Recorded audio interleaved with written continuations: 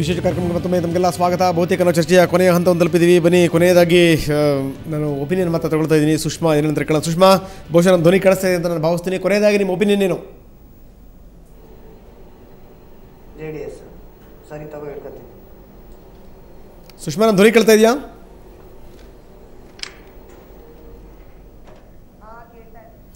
S, ಕೊನೆಯದಾಗಿ ಏನು ಹೇಳಕ್ಕೆ ಬಯಸ್ತೀರಿ ನೀವು? Like to ask all of them one thing. ಹೇಳಿ ಮೇಡಮ್, ಹೇಳಿ ಮೇಡಮ್, ಹೇಳಿ. ಲೈವಲ್ಲಿದ್ದೀರಿ? ನನ್ನ ಕೇಳ್ತಾ ಇರೋದು? ಹೌದು. ನಾ ಕೊನೆಯದಾಗಿ ಏನ್ ಹೇಳಕ್ಕೆ ಬಯಸ್ತೀನಿ ಅಂದ್ರೆ, ಇವರೆಲ್ಲ ಇಷ್ಟೆಲ್ಲ ಮಾತಾಡ್ತಾ ಇದೀವಿ, ಎಲ್ಲ ಓಕೆ. ಪ್ರತಿ ಸತಿ ಮಾಡೋದನ್ನ ಮಾಡ್ಬಿಟ್ಟು ಎಕ್ಸ್ಪ್ಲನೇಷನ್ ಕೊಡೋದು ಇದೆಲ್ಲ ತಪ್ಪಾಗತ್ತೆ ಅಂತ ಅನ್ಸುತ್ತೆ. ನೋಡಿ, ಕೆಲವು ಮಠಗಳು ಅನ್ನೋದು ಬಹಳ ಪಾಯಸ್ಸಾಗಿರೋ ಅಂತದ್ದು. ಕೆಲವರು ನಿಜವಾದ ಒಳ್ಳೆ ಕೆಲಸ ಮಾಡ್ತಾ ಇದ್ದಾರೆ. ಅವ್ರಗಳೇನೆ ಎದ್ದು ಯಾರಿಗೇನು ಮಾಡ್ದಲೇ ಇರೋರು ಇಷ್ಟೊಂದು ದುಡ್ಡುಗಳು ಹೋಗ್ತಾ ಇದೆ ಅಂತ ಪ್ರಶ್ನಿಸ್ಬೇಕಲ್ವಾ? At the end of the day ಇದು ಯಾರ ಸ್ವಂತ ಸೊತ್ತು ಅಲ್ಲ, ಇಟ್ಸ್ ಅ ಪಬ್ಲಿಕ್ ಮನಿ. ನೋಡಿ, ಯಾವ್ದಾದ್ರು ಒಂದು ಪಕ್ಷ ಮಾಡಿದಾಗ ಇನ್ನೊಂದು ಪಕ್ಷ ದೂಷಿಸೋದು, ಇನ್ನೊಂದು ಪಕ್ಷ ಮಾಡಿದಾಗ ಇನ್ನೊಂದು ಪಕ್ಷ ದೂಷಿಸೋದು. At the end of the day don't turn this political. At the end of the day it's a public money. True. ಅದನ್ನ ಜವಾಬ್ದಾರಿಯಿಂದ ಯೂಸ್ ಮಾಡ್ಬೇಕೇ ಹೊರತು, ಬೇಕಾದವ್ರಿಗೆ ಕೊಡ್ಬೇಕೇ ಹೊರತು, ಎಲ್ಲಿ ಅವಶ್ಯಕತೆ ಇದೆಯೋ, ಎಲ್ಲಿ ಕೆಲಸ ನಡೀತಾ ಇದೆಯೋ ಅಲ್ಲಿ ಕೊಡೋದು ಖಂಡಿತವಾಗ್ಲೂ ನಮ್ ಧರ್ಮ. ಆದ್ರೆ ಜಾತಿ ಭೇದ, ಎಲೆಕ್ಷನ್ಸ್ ಈ ಟೈಮಲ್ಲಿ ಮಾತ್ರ ಯಾಕೆ ಈ ಗೊಂದುಗಳು?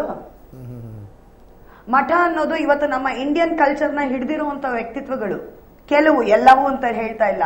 ಅದನ್ನ ಒಂದು ಪೊಲಿಟಿಷಿಯನ್ಸ್ ಅಲ್ಲೇ ಆಗ್ಲಿ ಅಥವಾ ಇನ್ನೊಂದು ಯಾವುದಕ್ಕೆ ಕಾರಣಕ್ಕೆ ಆಗ್ಲಿ ದುರುಪಯೋಗ ಪಡಿಸ್ಕೊಳ್ಳೋದು ಇದೆಷ್ಟು ಸರಿ?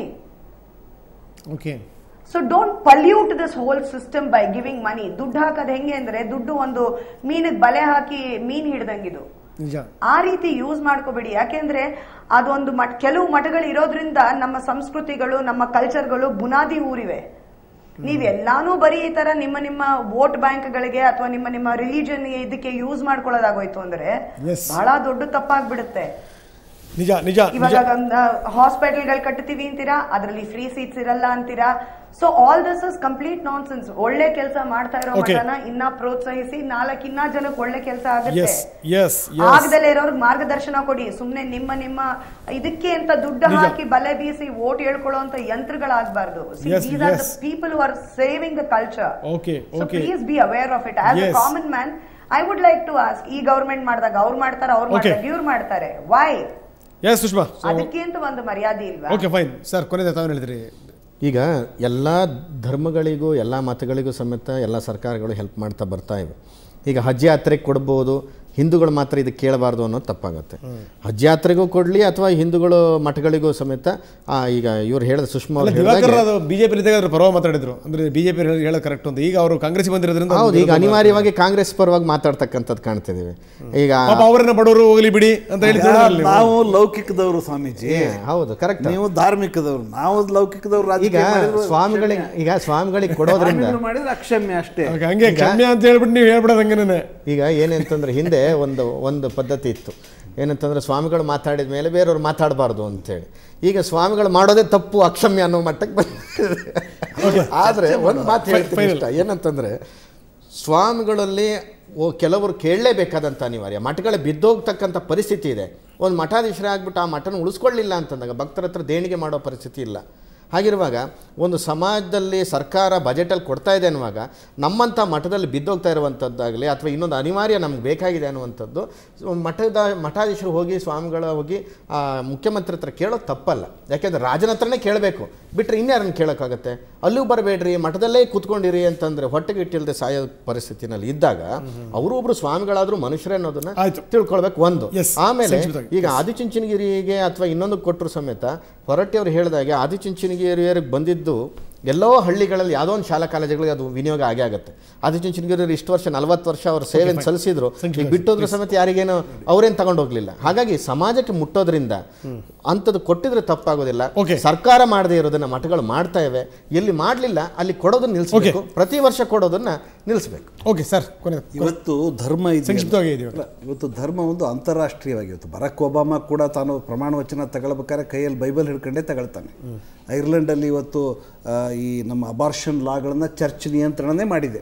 ಇವತ್ತು ಅಂತಾರಾಷ್ಟ್ರೀಯ ಮಟ್ಟದಲ್ಲೂ ಕೂಡ ಧರ್ಮ ಈ ಸರ್ಕಾರದ ಮೇಲೆ ಪಾತ್ರ ವಹಿಸೋದನ್ನು ನಾವು ನೋಡ್ತಾ ಇದ್ದೇವೆ. ಕರ್ನಾಟಕದ ಮಟ್ಟಿಗೆ ನಾನು ಹೇಳೋದಾದರೆ ನಿಜವಾಗಿ ನೀವು ಈ ಧಾರ್ಮಿಕ ಸಂಸ್ಥೆಗಳಿಗೆ ಹಣವನ್ನು ಕೊಡಿ.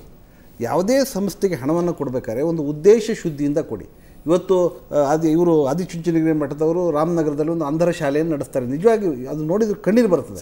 ಅಂಥವಕ್ಕೆ ನೀವು ಇನ್ನಷ್ಟು ಹಣ ಕೊಡಿ, ಅದನ್ನು ಮಾಡಿ, ವೃದ್ಧಾಶ್ರಮಗಳಿಗೆ ಕೊಡಿ. ಅದು ಬಿಟ್ಟು ಸಭಾಭವನಗಳಿಗೆ ಕಟ್ಟಕ್ಕೆ ಎಷ್ಟ್ರಿ ಸಭಾಭವನ ಕಟ್ತೀರಿ ನೀವು? ಇವತ್ತು ನಮ್ಮ ಸಭಾಭವನಗಳೇನಿದೆ ಇಟ್ಸ್ ಕಮರ್ಷಿಯಲ್ ವೆಂಚೂರ್, ಅಲ್ಲಿ ನೀವು ಅದನ್ನು ಮೇಂಟೈನ್ ಮಾಡೋದು ಕೂಡ ಕಷ್ಟ. ಆದ್ದರಿಂದ ಇವತ್ತೊಂದು ಪರಿಧಿಯನ್ನು ಹಾಕಲೇಬೇಕಾಗಿದೆ.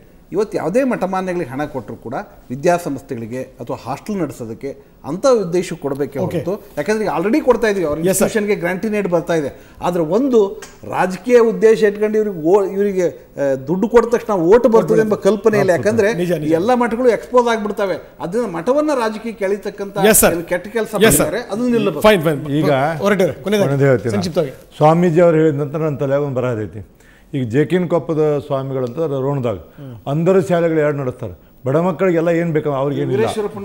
ಇದು ವೀರೇಶ್ವರ ಪುಣ್ಯಾಶ್ರಮ ಅವಕ್ಕಿಲ್ಲ, ಬೇರೆ ಬೇರೆ. ಈಗ ಸ್ವಾಮಿಗಳು ಹೇಳಿದಾಗ ತಪ್ಪೇನು, ಮಠಗಳು ಹಾಳಾಗಿ ಹೋಗ್ತಾವ, ಅಂಥ ಕಾಲದಲ್ಲಿ ಹೋಗಿ ಕೊಡಲಿ ಅಂದ್ರೆ ಕೊಡಲಿ ನಂತರ. ಅದಕ್ಕೆ ನಾ ಏನಂತೀವಿ, ಒಂದು ಸಲಹೆ ಕೊಡ್ತೀನಿ. ಈಗ ಕೃಷಿ ಬಜೆಟ್ ಹೆಂಗೆ ಮಾಡಿದರು ಹಂಗೆ ಮಠಗಳಿಗೆ ಒಂದು ಬಜೆಟ್ ಮಾಡಲಿ. ಯಾವ್ಯಾವ ಮಠಗಳು ಯೋಗ್ಯದವ ಎಲ್ಲಿ ಮಾಡಿ ಅದಕ್ಕೊಂದು ಸಪ್ರೇಟ್ ಬಜೆಟ್ ಮಾಡಿ. ಇವರು BJP ಅವರು ಅದಾರೀಗ, ಮತ್ತು ಇವ್ರು ಕೊನೆಗೆ ಹೊಂಟ್ರಿಗೆ ಲಾಸ್ಟ್ ಹೋಗುವಾಗ ನೀವು ಹೇಳೋದು ಕಷ್ಟ ಆಗುತ್ತೆ. ಒಂದೆಳೆ ಹಂಗೆ ಕೊಡೋದ ಬಂದ್ರೆ ಅದಕ್ಕೊಂದು ಸಪ್ರೇಟಾಗಿ ಬಜೆಟ್ ಮಾಡಿ, ಯಾರು ಯೋಗ್ಯರಪ್ಪ ಈಗ ಹೆಂಗೆ ಅದಕ್ಕೆ ಕೊಡ್ತೀವಿ ಅನ್ನುವಂಥದ್ದು ಮಾಡಿ ಬಜೆಟ್ ಮಾಡಿ ಕೊಟ್ಟರೆ ಒಳ್ಳೇದು.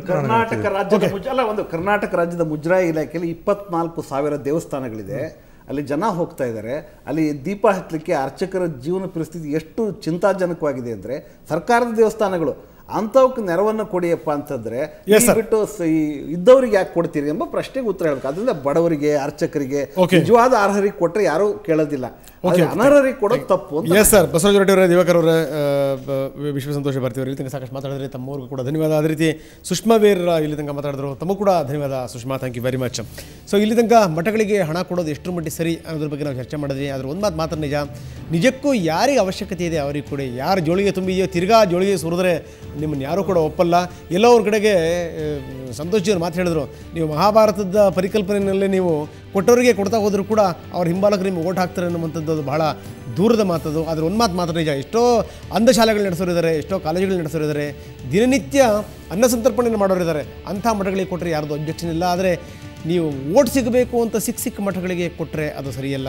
ಶೃಂಗೇರಿ ಶ್ರೀಗಳು ಏನು ಮಾಡಿದ್ರಲ್ಲ ಅದೇ ರೀತಿ ಒಂದಷ್ಟು ಬೇರೆ ಬೇರೆ ಶ್ರೀಗಳು ಕೂಡ ಕೊಟ್ಟರೆ ದುಡ್ಡನ್ನು ಮುಖಕ್ಕೆ ಎಸೆದ್ರೆ ಒಂದ್ಸರಿ ಒಂದಷ್ಟು ಸರ್ಕಾರಕ್ಕೆ ಬುದ್ಧಿ ಬರ್ಬೋದು. ಮುಂದಾದರೂ ಈ ರೀತಿ ಮಾಡುವಂಥವ್ರ ಸಂಖ್ಯೆ ಕಡಿಮೆ ಆಗ್ಬೋದು. ಅದಾಗಲಿ ಅಂತ ಆಶಿಸ್ತಾ ವಿಶೇಷ ಕಾರ್ಯಕ್ರಮ ಮುಗಿಸ್ತಾ ಇದ್ದೀನಿ. ನಮಸ್ಕಾರ.